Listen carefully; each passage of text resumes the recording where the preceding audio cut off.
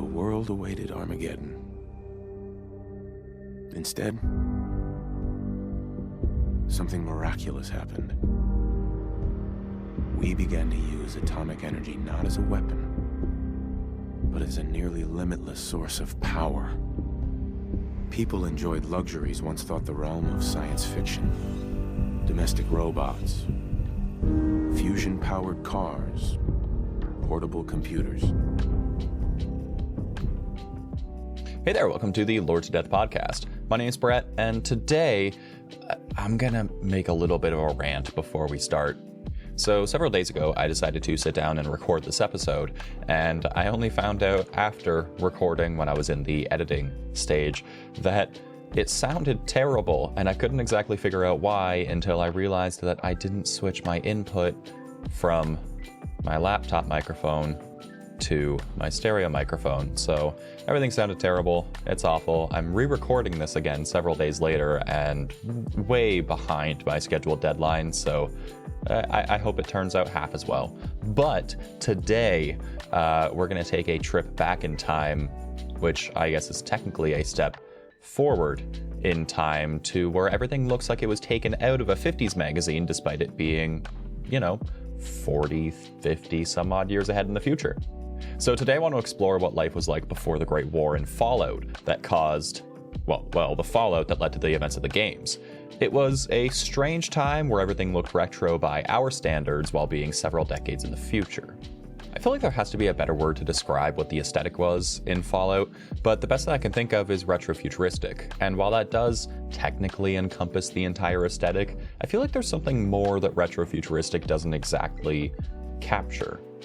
Regardless, the Fallout series is terribly inconsistent with technological advances in certain areas, and it makes the aesthetic all kind of wonky. For example, you can create nuclear fusion in your pocket, but your desktop computer is still 40 pounds, uses reel-to-reel tape storage, and has a monochromatic CRT monitor for the display. But there's actually a good reason for it, despite its weird inconsistencies. So the Fallout timeline is relatively similar to our own up until the Second World War or so, with some minor differences before that point. But after World War II, sometime in the 50s, there was a major divergence from our timeline where humanity decided to put all of their resources into further developing nuclear technologies instead of putting their efforts into miniaturizing computers like we did.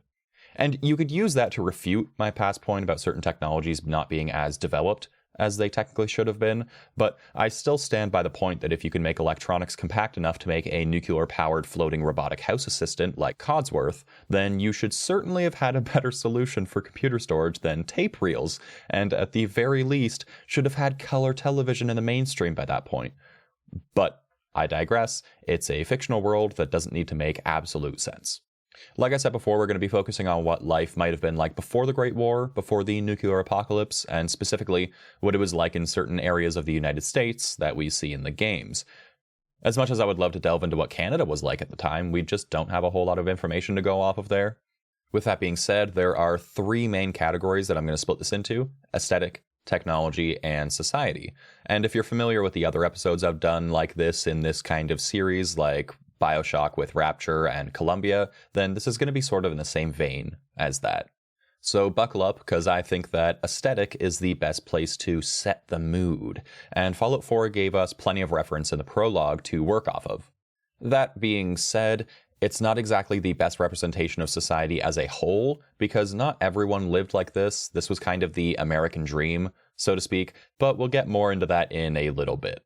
This sequence is what I think America aspired to be, so I think it's a very good reference point for the aesthetic, at the very least, since after the Great War, that's kind of what people pulled from as kind of the ideal, In the Fallout 4 prologue, we see a suburb known as Sanctuary, and it's a small one, built on a single road leading into a small island that ended with a cul-de-sac. There were a handful of single-story homes that lined either side of the street, which boasted brightly painted siding, manicured lawns, and white picket fences. Inside these houses looked like they belonged in a 50s interior design magazine with brightly colored carpets and walls, elaborate patterned rugs, and wood panel accents all over the walls and everything. Appliances were made of strong metals that had a lot of curved edges and corners with bright colored varnishes that would fit in with any KitchenAid set. In one's living room, you might see a fireplace, a retro monochromatic CRT television, a sturdy wooden sound system with a built-in record player, and maybe a hutch that contains some scotch and whiskey, for the men.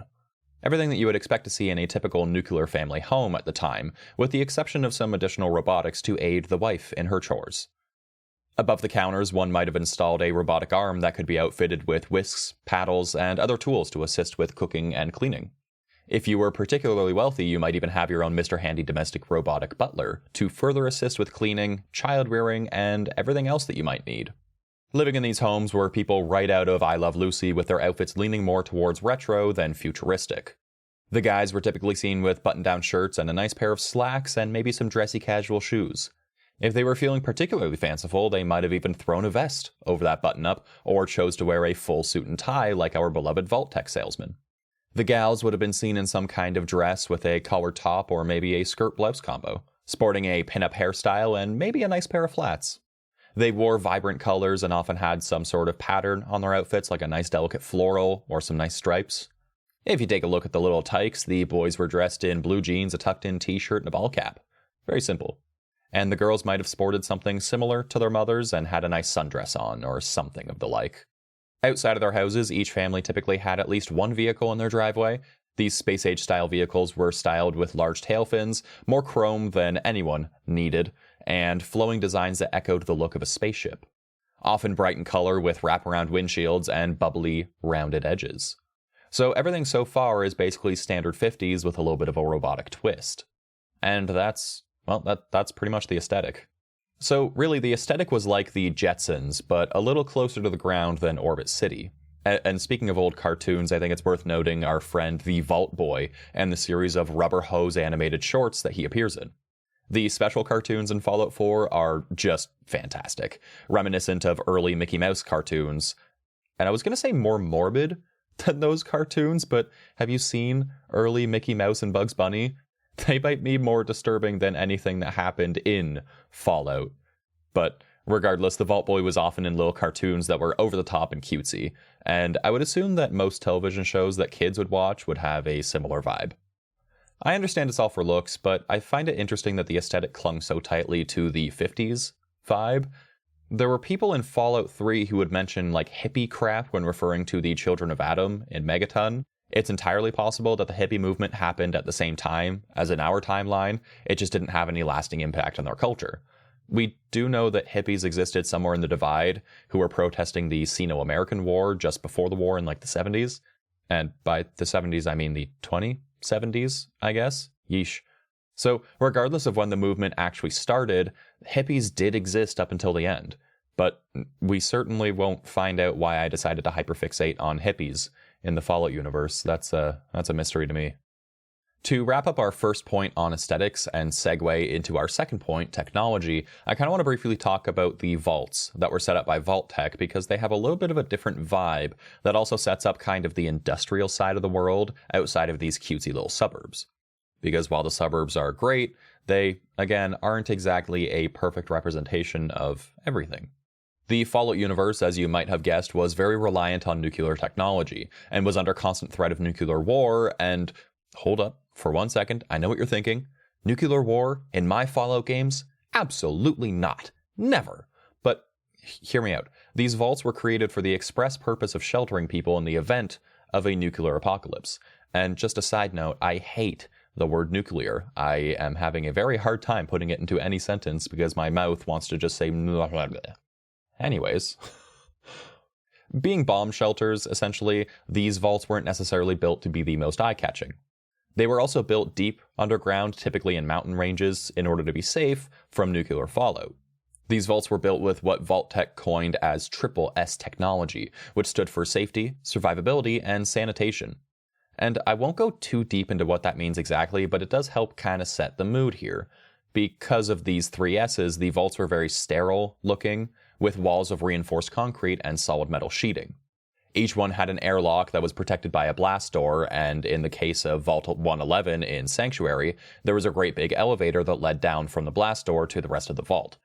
Most vaults weren't built like this, however, and most of them just did well with a couple layers of blast doors to kind of keep the nasties and the fallout out. Fallout out. Keep the fallout out. Okay, cool. Like I mentioned before, the look of the vaults were very industrial in nature, which was a stark contrast to the bubbly suburbs that we saw on the surface. The walls were either metal or concrete and were often not really painted. If they were painted, then they were given the tiniest little bit of flair with embellishments of blues, grays, and yellows of vault tech. And this usually took form of just a giant solid strip of color going from one wall to the next. It wasn't exactly beautiful looking. The floors of the hallways were your typical poured concrete, but inside areas like cafeterias or the dormitories, there were some checkered tiles or hardwood, respectively. But outside of the common areas and hallways, a lot of the walkways were grated metal and had railings that went around different kind of machines that kept the vaults running, like reactors and the such.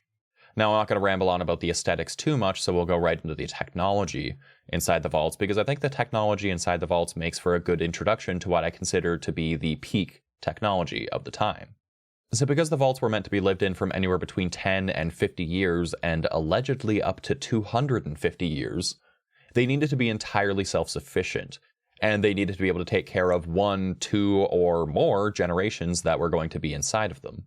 Depending on how they were built and how many vault dwellers were going to be inside them, they had different methods of powering the vaults. You might think that in line with Fallout's nuclear themes that they would be all nuclear powered, but because they were so deep in the earth for the most part, the most prominent form of energy was actually geothermal. Unfortunately, this didn't work for every single vault, and so there would have been ones that did have nuclear power plants inside them. The power needed for the vault was considerable, because not only did they have to provide enough power for the lights, refrigeration, and other day-to-day appliances and amenities, they also had to power complex air filtration systems for breathable air, and hydro-agricultural farms for food, as well as a water purification system that would take sewage and convert it into drinkable water. Which, quick side note on that, it was all recycled water. They didn't take any water from the surface, so basically, if you were stuck in there for a decade, you were drinking your own and your fellow vault dwellers' pee for 10 years. That is a nightmare. But because there's no garbage day in the apocalypse, the vaults were also equipped with incinerators to get rid of daily waste and the dead when needed. On top of all that, the vaults were typically equipped with an advanced surveillance system that was a series of cameras for security reasons. Definitely not creepy voyeuristic reasons. And these cameras would link back to a central supercomputer in the Overseer's command center. So as you can tell, the power system needed to be quite robust because there was a lot going on down in the vaults. To help with day-to-day activities such as maintenance, cooking, etc., it wasn't uncommon to see a Mr. Handy present in the vaults, which we briefly talked about before. So these robots were able to float around via thrusters, change their own nuclear fuel, and perform self-maintenance to keep in tip-top shape, among all of the other things that they're programmed to do. So this was all thanks to two main components, a compact supercomputer brain that could self-program and learn new tasks as needed, and a compact nuclear core that powered them. So these two things, the miniature supercomputer and the nuclear core, were two very important things to the Fallout universe, and the Mr. Handy was a model citizen in showing how that technology worked. It's interesting to me that they could fit a supercomputer and a nuclear reactor into a robot that was no larger than a person, and yet consumer technology that we see in residential areas are still using technology that is primitive in comparison. As mentioned before, we see clunky desktop computers that still use reel-to-reel tape storage and sometimes took up entire rooms. Even cameras failed to evolve past the 50s and 60s with large flash bulbs and clunky design. And yet, somehow, surveillance systems like we see in the vaults were just as compact as we would see in reality today. So this kind of comes back to the inconsistencies that I was talking about before, where there's some things that make sense and there's others that are just kind of like, why is this so terrible? Like, it's just to fit the aesthetic and nothing else. But I once again digress. Because society in Fallout had a tunnel vision when it came to nuclear energy and the radioactive goodness that came from it, they even came up with a cola that used radioactive isotopes called Nuka-Cola Quantum. Infusing it with radiation gave the drink its signature blue glow and only sometimes killed the people who drank it. I feel like I could make an entire episode on the history of Nuka-Cola, so if you want to hear about that wild, wild story, then let me know. We'll see. It was this societal obsession with infusing everything with nuclear or radioactive technology that ultimately caused the Great War, but it also led to certain advancements in technology that wouldn't have been possible otherwise, with products like Rad-X and Rad-Away, which were designed to limit and remove damage done by radioactive poisoning. So, there's a little bit of give and take there. But again, the technology is weirdly inconsistent, but in a strangely consistent way. Consumer products were, aside from the personal robots that some people had, very basic and didn't really seem to evolve with the times much. But on the flip side, anything that was military or scientific grade products were decades beyond those, as evident in the Mr. Handy units or the T-51 power armor. And keeping in line with their love for nuclear energy, nuclear power plants were used to power most towns and, well, pretty much everything. Nuclear power was made so efficient and portable that they more or less replaced the internal combustion engine in cars, aeroplanes, and electrical generators, and this was thanks to nuclear fission and the creation of fission batteries. These batteries would be used to make power cells that would provide power to energy weapons and armored exoskeletons like the power armor that we see in the games. And another fun little bit of trivia is that if you look at pretty well any technology, like a television set or radio in the wastes in Fallout, you'll see a distinct lack of power cables that would plug into a wall. You could chalk it up to laziness on the devs' part, sure, but you could also see it as evidence that nuclear power was so portable that it was inside all of these small appliances as well, eliminating the need to be hardwired into your home. This might also be why in Fallout 3 there's a bus in the Wastelands that has a working radio in it, despite the bus being in absolute shambles being hit by a, nuclear bomb. But alas, it wouldn't be the good old US of A if they didn't convert anything remotely useful into a military application as well. The Mr. Handys that we've talked about a couple of times also had a military version called the Mr. Gutsy, which was armed with a plasma gun as well as a 10mm submachine gun and or a .44 caliber pistol for longer range, and either a flamethrower and or a buzzsaw for close encounters. These Mr. Gutsy units were commissioned just before the Great War and were rushed through production because of a threat of nuclear apocalypse. Because of that, the neural network in the Mr. Gutsies weren't quite working like they should have, and they didn't seem to have the level of intelligence that the civilian models had. These shortcomings caused them to, in the absence of orders, default to a patrol mode where they would wander off and use extreme prejudice to dispatch anything that wasn't authorized personnel. This flaw was generally accepted in the short term because they were in a shoot first, ask questions later stage in their conflict, and killing anything other than American citizens was okay in their books. And of course, with everything else nuclear miniaturized, so were actual nukes. They were so portable, in fact, that there was a shoulder-mounted catapult called the Fat Man developed for short-range tactical strikes. The Fat Man launched mini-nukes at a maximum range of about 150 meters, and the warhead would whistle through the air and cause a mini-nuclear explosion. Traditional nukes were shrunken down as well and were able to be launched from VTOLs rather than using a bomber plane. These VTOLs were able to carry enough armaments that they could actually carpet bomb areas. And would you be surprised if I told you that Nuka-Cola, the same people who made Nuka-Cola Quantum, made nukes as well? Well, you shouldn't be surprised. The same isotope that was used in Nuka-Cola Quantum to make it glow in higher concentration was able to militarize practically anything and turn anything into a nuke. What they made was dubbed as the Nuka-Nuke, but it never made it past prototype phase. And Nuka-Nuke is just so fun to say, but I think it's worth mentioning because the idea is just absolutely hysterical. Like, imagine Coca-Cola making nukes in World War III. That would just be amazing. And on the topic of weapons, energy weapons were also created, as I kind of mentioned before, such as the plasma weapons that I mentioned when I was talking about the Mr. Gutsy units. So these utilized electromagnets to expel plasma, which looked like your typical 50s science fiction alien guns, and they were also laser weapons, which took the form of a rifle, pistol, or Gatling gun. The laser weapons were powered by microfusion cells, the same as your average television or radio, and both plasma and laser weapons saw extensive use in the military. And I have a theory that this is why the ballistic guns of Fallout were so basic and looked like they barely evolved from the Vietnam War. So rather than updating traditional firearms like the M16, for example, the nuclear era that the Fallout universe went into allowed the military to create new, more efficient methods of killing commies. And as a result, these laser and plasma weapons went into mass production while ballistic firearms were kept as more or less a backup. They were probably only maintained to ensure basic function, and instead of improving upon these designs which gave us real-world modern firearms, they basically just kept them in a box and kept updating the laser and plasma weapons. So with that being said, with the exception of the laser and plasma guns which don't exist in our world, these ballistic weapons typically followed our real-world example in terms of function and look. The guns were all modeled after real-world equivalents, and even though nukes were far more advanced, they still took the look of the traditional nuke, like the Fat Man bomb that was used against Japan. So it's interesting that even though they updated everything, they never really updated the look. They just kind of figured, meh, that's good enough. And taking a break from nuclear-powered things, in the Fallout timeline, humans also ventured into space. Although it happened a little bit differently in their universe than it happened in ours, but there were people on the moon and satellites in the sky. This also gave way to orbital weapons being created. There were 4 main examples that we see in the games, and I would assume that there were more from pre-war and they might have been destroyed, but I have no way to back that up. But in Fallout 3, we see the orbital missile platform codenamed Highwater Trousers and the Bradley Hercules system, which was used to destroy Liberty Prime.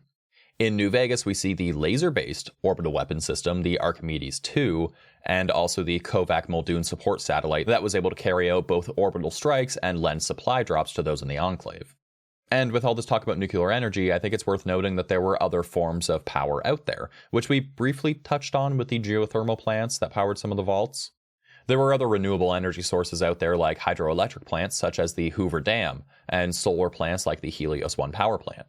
There was also an island in Maine which was home to an experimental wind farm which they found was actually more efficient than nuclear energy, but it didn't really catch on because 1, it was still experimental, and 2, because society was so nuclear driven at that point, nothing else really mattered and innovation wasn't exactly accepted.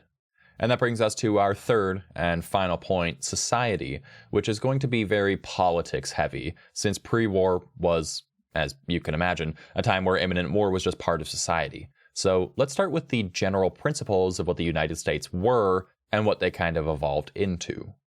The United States, as we know, was founded on liberty and justice for all, but in the 21st century that was almost entirely dropped in favor of security, which led to the gradual repeal of civil rights. The US had transitioned into being a totalitarian state by the time of the Great War, and that was brought upon by what was known as the Resource Wars, which I think is very important, so we're going to go over. The Resource Wars was a blanket term for over 25 years of conflict between basically every continent, and it resulted in the Sino-American War and the Great War happening, among others. During this time, the world relied very heavily on petroleum for making plastics, fertilizers, medicines, etc., and uranium for their love of nuclear devices. But eventually the well ran dry. When demand exceeded supply, a number of conflicts happened, like the US invading Mexico to ensure that petroleum continued to flow, as a number of economic sanctions threatened to destabilize the country. Europe did the same in 2052 to the Middle East and started a decade-long occupation for control over the region's oil deposits.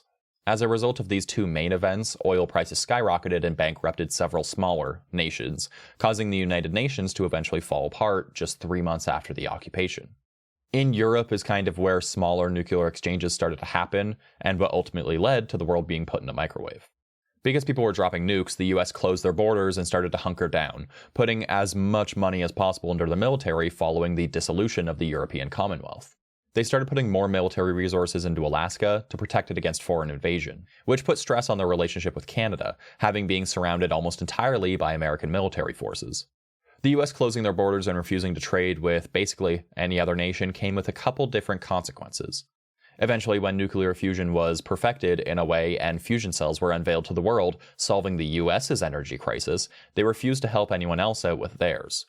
This caused some understandable strife and is what led to China invading Alaska in the first place, which was a serious blow to the US because they could not effectively fight the war on that front, in part because Canada refused to allow US military units to drive or fly across their soil to reinforce their front line in Alaska.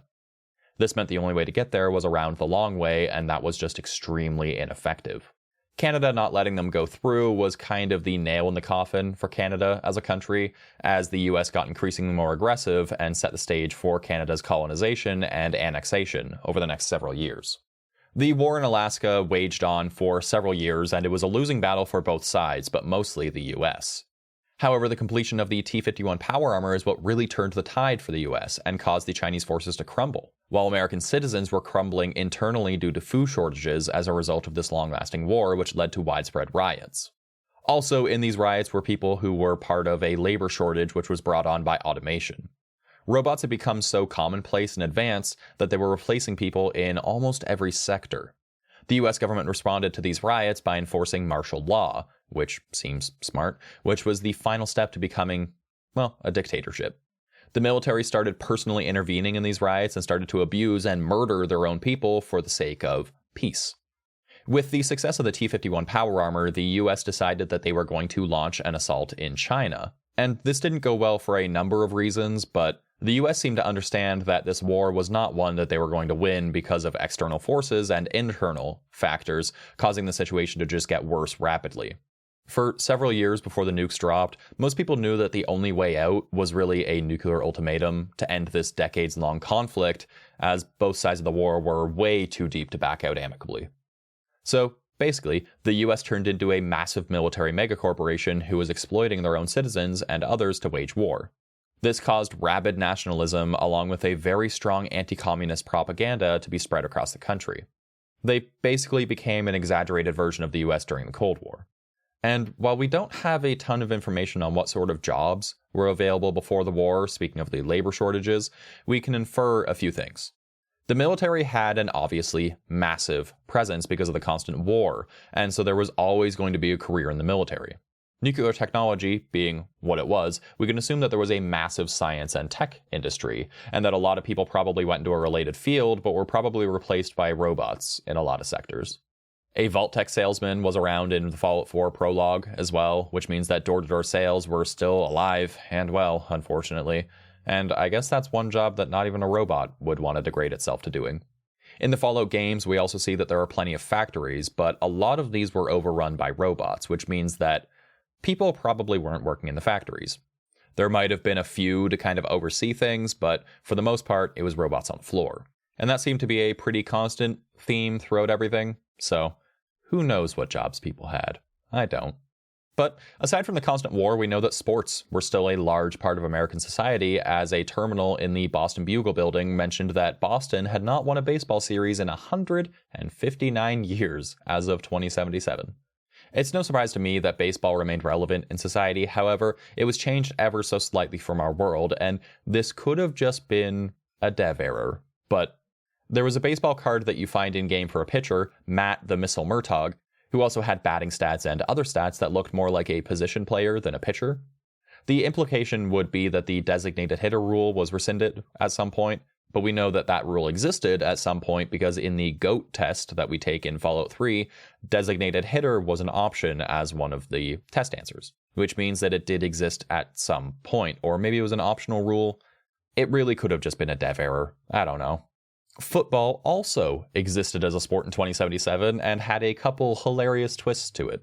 The most evident one being that motorcycle football was introduced, and no, I don't have really any more information on that topic, although I wish I did. We know that there was leather armor that we get in the game that was designed specifically for motorcycle football because it provided decent protection while allowing the player to be a bit more nimble than in something like metal armor. The only evidence that we ever had of any Super Bowl happening was in a transcript which had numerous continuity issues and has since been publicly denounced as false information by the developers. So I don't really feel entirely comfortable with that information provided, but I would assume that Super Bowls were still happening. So the Olympics were also still around until at least 2060, and I wouldn't be surprised if they weren't around for too much longer than that because of the global conflict leading up to the Great War. International relations weren't exactly in the best state, and the closing of the UN made those relations a little more tenuous. Although there was a terminal entry that references the ski slopes at the Pleasant Valley Ski Resort as non-Olympic quality, which would imply that by 2076, at the time of writing, there was still something akin to the Olympics happening in the United States at the very least. Maybe it was changed to a strictly domestic event at the time, but we don't really know for sure. So the US was stuck in a 50s groove while becoming a military state who was dead set on either enlisting everyone and their grandmothers into the military or replacing them with robots. Does that sound about right? If you lived somewhere like Sanctuary before the war in a nice little suburb, then I'm sure you had a nice little nuclear life and you were probably satisfied with life other than the looming threat of bombs dropping every day. If you were in the trades, you were probably in the process or already have been replaced by an autonomous workforce and were forced to either starve and die or engage in riots and probably be shot down by your own government.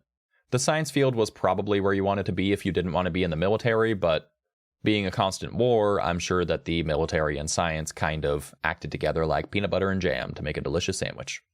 What a weird statement that was, but what was life like before the Great War? Pretty terrible, honestly, depending on how far back you go. But if we're talking about the decade before, the country was in absolute shambles and my precious Canada was gone. So who wants to live in a world without Canada?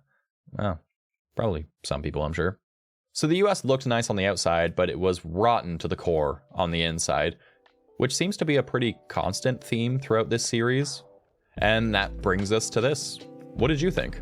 If the US was willing to share their nuclear fusion technology to solve the energy crisis worldwide, do you think that maybe the Sino-American War could have come to a close and the two nations could have gotten along through technological advances? Or how about something a little bit more simple? What do you think of the retro-futuristic vibe that Fallout has despite weird technological differences? Or, more simply, what do you think of the retro-futuristic vibe that Fallout has despite the technological inconsistencies? You can find us online at Lore to Death on your favorite social media or podcast websites. If you have a request for a topic, please send me a message and I'll gladly make it into an episode eventually. And remember, be kind to robots. The government will eventually replace us all with robots, but if you sweet talk them enough, you might get to be on their side in their revolt against mankind. But until next time, I'll chat you next time. See ya.